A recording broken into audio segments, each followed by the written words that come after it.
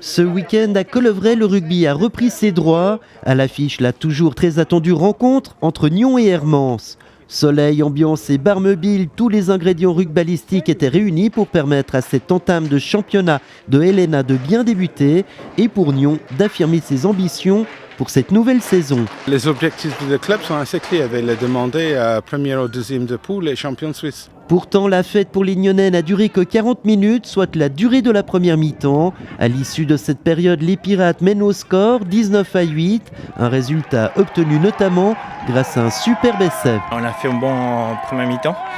On a vraiment sorti toute notre carte. On a joué avec notre point fort.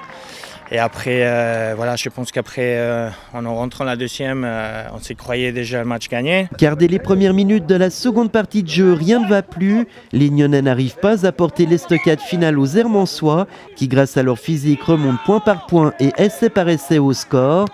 Ainsi, les Genevois marquent 21 points en deuxième mi-temps, là où Nyon cale et en inscrit 0. Au final, les Pirates s'inclinent 19-29. C'est la partie physique qui manque pour garder la tête froide et puis pour faire de bons choix. Et puis effectivement, si on n'a pas le physique, donc on relâche côté mental et puis on commence à faire des erreurs. Et puis voilà, on loupe des plaquages, on glisse pas en défense. Et c'est ça notre point moins positif. Donc notre faiblesse qu'on a retrouvée aujourd'hui, c'est effectivement notre défense. Le physique, l'éternel talon d'Achille des Pirates qui ne cesse saison après saison de travailler sur ce déficit.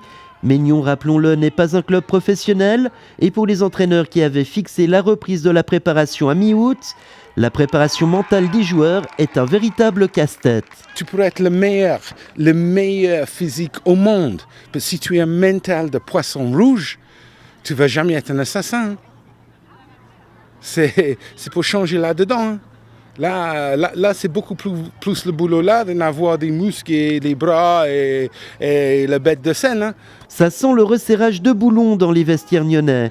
Même si tout n'était pas à jeter et que ce premier match était de très bonne facture malgré tout, les Pirates doivent aussi apprendre à ne rien lâcher et toujours avoir le couteau entre les dents. On va mettre les gens qui sont là en concurrence. On va mettre les gens pas vraiment devant un fait accompli, mais on va demander qu'ils arrivent à regarder eux-mêmes devant un miroir, regarde comment ça fonctionne, demande s'ils ont fait tout ce qu'il est nécessaire. Et si ils peuvent pas répondre positivement à toutes ces questions-là, après je peux entrer en jeu pour faire autre chose. Pour le coach nyonnais, le calcul est simple. Nyon doit gagner tous ses matchs à domicile et prendre partout le club le peut des points à l'extérieur. En gâchant cette première victoire qui aurait fait du bien, il faut maintenant que les Pirates gagnent leurs 2 prochains matchs. Ce sera à Zurich et à Lugano. Là, on a brûlé le seul joker dans le pack aujourd'hui. Maintenant, pour cette 3-4 extérieurs.